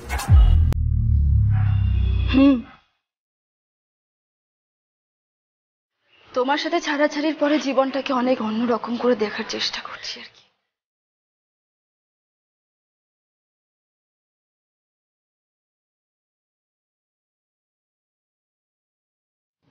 আজ রাতের পর তুমিও জীবনটাকে নতুন ভাবে দেখতে বাধ্য হবে রোহিত। তোমার বিবেক তোমাকে শালিনী মিত্রর বশংবদ বৃত্ত তৈরি করে দেবে। আবার জি5 ডাউনলোড করুন আর সব এপিসোড দেখুন একদম ফ্রি। মিস হবে না আপনার পছন্দের টিভি শো। দেখুন জি5 অ্যাপে একদম ফ্রি। তমাল দাদা, এখানে তো কেউ নেই। শাকচুন্নি ম্যাডামের ফ্ল্যাট থেকে যে বললো এখানে এসেছে। চলো দেখি কি চাই এখানে। শালিনী ম্যাডাম আছে? ছিলেন, কিন্তু চলে গেছেন। চলে গেছে? কোথায় গেছে?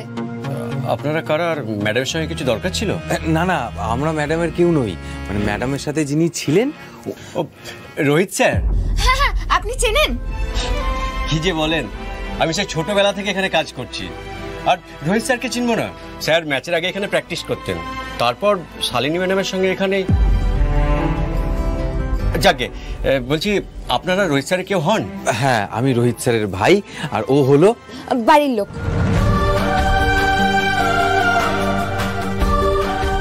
ও বললে আবার যদি স্যারের মান সম্মান নষ্ট হয়? এটা তো শাকচুন্নি ম্যাডামের জায়গা।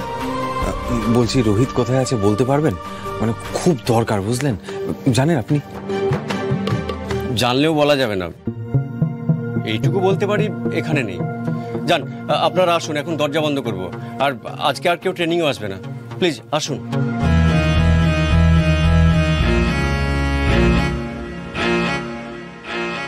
স্যারের সঙ্গে যদি এখানে আসতে পারতাম একবার, ভালো হতো।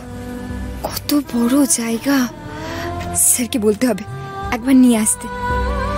কিন্তু বলবো কি করে? ওই শাকচুন্নির হাত থেকে স্যারকে বাঁচাতে পারলে তো। ফুলকি, পাওয়া গেছে, পাওয়া গেছে। চলো চলো চলো, ঠিকানা পাওয়া গেছে, তাড়াতাড়ি চলো। এখানে রাখো, ব্যাস ব্যাস ব্যাস। হ্যাঁ,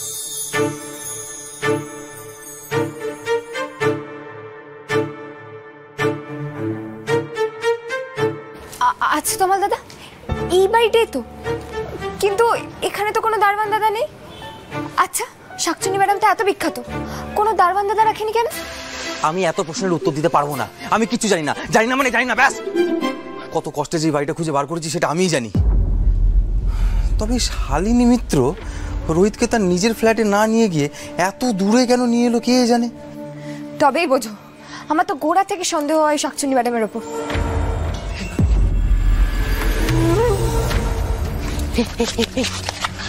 এই আমরা ঠিকই এসেছি। ওই দেখো, ওরা দুজন বারান্দায়। তবে তুমি দরজা দিয়ে ঢুকতে পারবে? হ্যাঁ, ধরা পড়ে গেলে? তমাল দাদা, আমাদের এখন লুকিয়ে পড়তে হবে। তুমি যাও, গাড়িটাকে পাঠিয়ে দাও। যেই অন্ধকার হবে আমরা পাইপে ঢুকে পড়বো। হ্যাঁ, পাইপ? সর্বনাশ! না না, পাইপ পারবো না, ওইসব পারবো না আমি। আরে বাবা, তুমি চিন্তা করো না তো, মা কালী ঠিক সাহায্য করবে। তুমিই বলো, এখন গিয়ে যদি তুমি দরজা ধাক্কায়, কেউ খুলবে? খুলবে না তো। তুমি গাড়িটাকে পাঠিয়ে দাও, যাও। আচ্ছা, বলছি তুমি বেরিয়ে যাও, বুঝলে? আমি ফোন করলে আবার এসো, ঠিক আছে? টাটা। ফুলকি, অন্ধকার হতে বেশি দেরি নেই। এখন তো মনে হচ্ছে পাইপে ঢোকা ছাড়া আর কোনো উপায় নেই। জি5 ডাউনলোড করুন আর সব এপিসোড দেখুন একদম ফ্রি। মিস হবে না আপনার পছন্দের টিভি শো, দেখুন জি5 অ্যাপে একদম ফ্রি। রাগা রাগা সর্বনাশ হয়ে গেছে আমার। মানে? মাঝে মাঝে একদিন দীঘায় তুমুল তুমুল বৃষ্টি শুরু হলো। সমুদ্র তখন উত্তাল, চারিদিকে অ্যানাউন্স করছিল যে এখন সমুদ্রে নামা বারণ। কিন্তু কিন্তু তোমরা তোমরা সবাই সবাই কুসুমকে তো চেনো, ও কেমন ছটফটে। আমি বারণ করছি, কুসুম কুসুম সমুদ্রে যেও না, কুসুম কুসুম এই অবস্থায় সমুদ্রে যেও না। কিন্তু না, আমি যত বারণ করছি ও তত তত সমুদ্রে চলে যাচ্ছে। বলছে আমি আমি আমি হানিমুনে এসেছি, সমুদ্রে এসেছি, দীঘায় জলে তো আমার নামতেই হবে। ও বলছে জানো, বলছে আমি নাকি সিনেমায় দেখেছি যে এই এই এই বৃষ্টিতে সমুদ্রে নামার মজাই আলাদা। মা মা বিশ্বাস করো, আমি হাজারবার না, আমি লক্ষবার বারণ করেছি যে কুসুম কুসুম এখন জলে যেও না, চারিদিকের অবস্থা খুব খারাপ কুসুম। কিন্তু কার কথা কে শোনে? হ্যাঁ, ও তা আমি হচ্ছে তাই বাধ্য হলাম ওর সঙ্গে। ওকে তো আমি একা ছেড়ে দিতে পারি না, তাই না? তারপর কুসুমের কি হলো? কুসুমের কি হলো বলো না, বলো না। কুসুম কোথায় বলো না। তারপর ও ধীরে ধীরে জলের দিকে যেতে লাগলো। আমি ওকে বারণ করেছি, কুসুম কুসুম অন্তত জলের গভীরে যেও না কুসুম। জানো তো রাঙাইমা, ওনা জলের মধ্যে বাচ্চাদের মতো লাফাচ্ছে, হাসছে, খেলছে, একদম বাচ্চাদের মতো করছিল। আমি আমি আমি আমি চেষ্টা করেছি ওকে ওকে 3-4 বার হাত ধরে টেনে আনার চেষ্টা করেছি, কিন্তু এতটাই এক্সাইটেড যে উল্টা আমাকে টেনে নিয়ে চলে গেছে। তখন একেতেই সমুদ্র উত্তাল, হঠাৎ করে না কি বলো বলো হঠাৎ করে একটা বড় বড় ঢেউ এলো, জানো তো? আমি কুসুমকে ধরতে গেলাম, কিন্তু না আমার হাত থেকে ছিটকে বেরিয়ে গেল। এটা হতে পারে না, না না কুসুমের কিছু হতে পারে না, কিছু হতে পারে না। চিৎকারটুকু শুনতে পাইনি।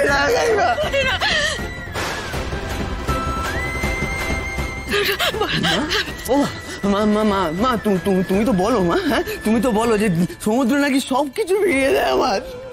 আমার কুসুমকে তো ফিরিয়ে দিল না। আমার কুসুম কোথায়? আমি অনেক খুঁজেছি, জানো তো, আমি অনেক খুঁজেছি কুসুম, কিন্তু সমুদ্র শুধু ওই কুসুম ডাকটা আমার কাছে বারবার ফিরিয়ে দিয়েছে।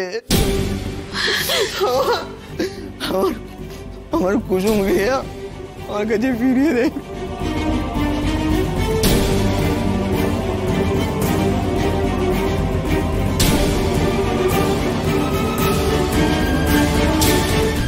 জি5 ডাউনলোড করুন আর সব এপিসোড দেখুন একদম ফ্রি। মিস হবে না আপনার পছন্দের টিভি শো, দেখুন জি5 অ্যাপে একদম ফ্রি। কোন মুখে আপনাকে দুঃসংবাদটা দিই মাসিমা? কি হয়েছে? আমি ভনিতে না করে আসল কথাটা বলো দেখি। মাসিমা, কুসুম আর নেই। কি ও মেয়ে, কি বললে গো? হ্যাঁ, কি আজে বাজে কথা বলছো? কি সব অলক্ষণে কথা বলছো? তোমার মাথাটা গেছে নাকি? আমার মাথাটা খারাপ হয়ে গেল। এত কষ্ট আমি পেতাম না মাসিমা। ওইটুকু একটা মেয়ে অমন চনমনে, সে কিনা সমুদ্রে ডুবে গেল। অনির কথা শুনে তো আমার হাড় হিম হয়ে আসছিল। একটা বড় ঢেউ এলো সমুদ্রে, আর অমনি অনির হাত ছিটকে কুসুম ভেঙে গেল। আর খুঁজে পেল না মেয়েটাকে, মেয়েটা ডুবে গেল। আরে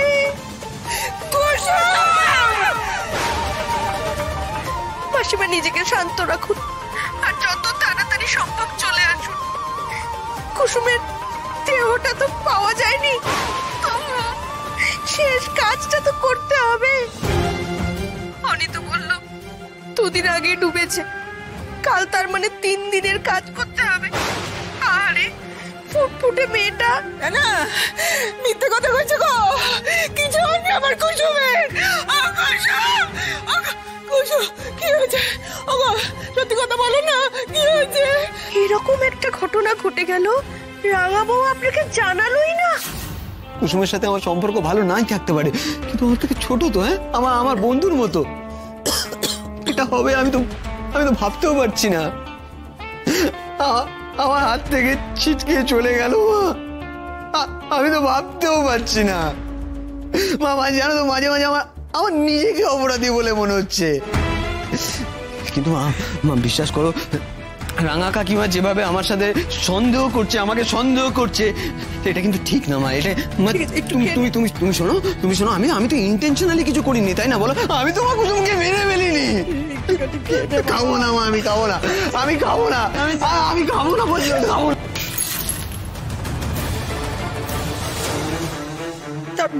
দাঁড়া, তুই এখানে বস, একদম হাঁটাচলা করিস না, পায়ে কাজ ফুটবে। এখানে বস, আমি কাপড় নিয়ে আসছি। বস এখানে। ছেড়ে দাও তুমি। বস না, ছেড়ে দাও। বস, আসতে, কোথাও উঠবি না, আমি কাপড় নিয়ে আসছি।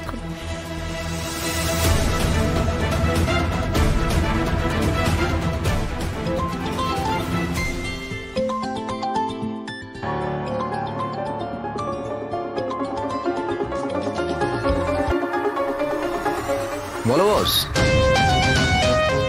আরে হ্যাঁ, বাড়িতে একবারে নাটক জমিয়ে দিয়েছি, ধরতে পারবে? অনিরুদ্ধশীলকে নেওয়া। দেখ আমার দুঃখে মাতাশ্রী একবারে চোখের জলে নাকের জলে করছে। দেখ ওই গেও ভূতটাতে বিদেয় হয়েছে, আমি এতেই খুশি। তার জন্য যদি 2-4 দিন কান্নাকাটি করতে হয়, চোখের জলে নাকের জলে করতে হয়, তাতে আমার কোনো অসুবিধা।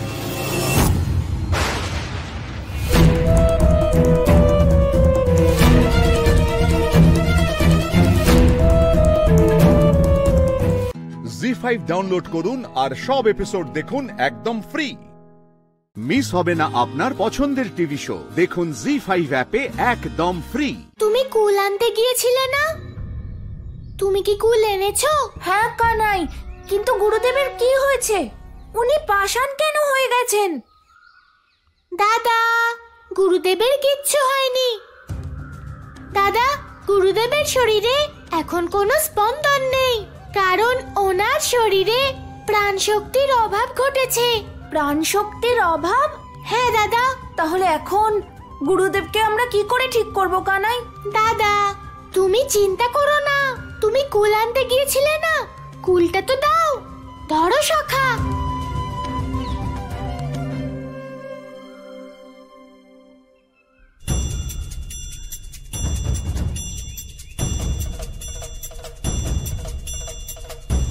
প্রভু, আমি তোমার লীলা বুঝতে পেরেছি।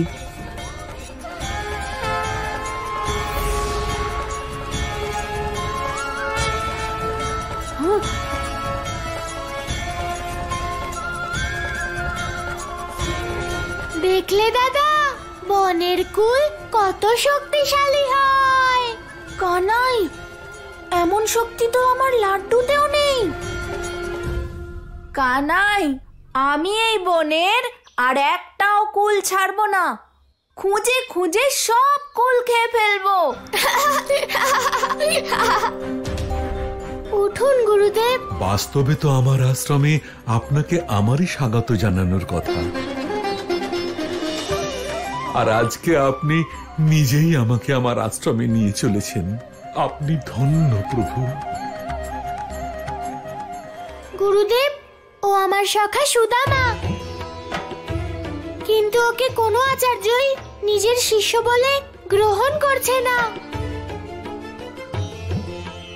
সবার একই মত যে ও ব্রাহ্মণ নয়, তাই ও পুরোহিত হওয়ার শিক্ষা পাবে না। তাই আমরা সবাই আপনার কাছে এসেছি গুরুদেব। যিনি ব্রহ্মকে ধারণ করেন তিনি ব্রাহ্মণ।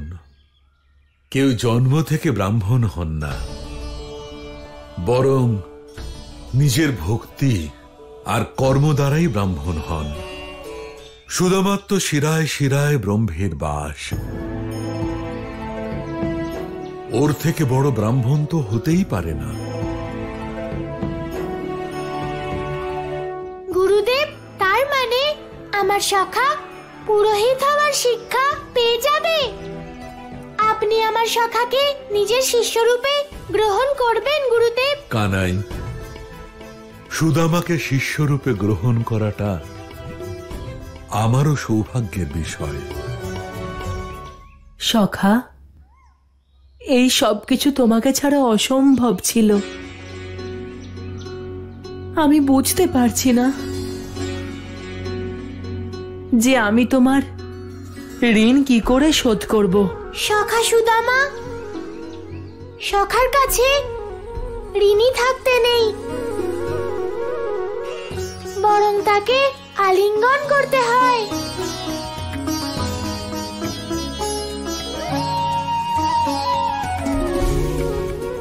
জি5 ডাউনলোড করুন আর সব এপিসোড দেখুন একদম ফ্রি।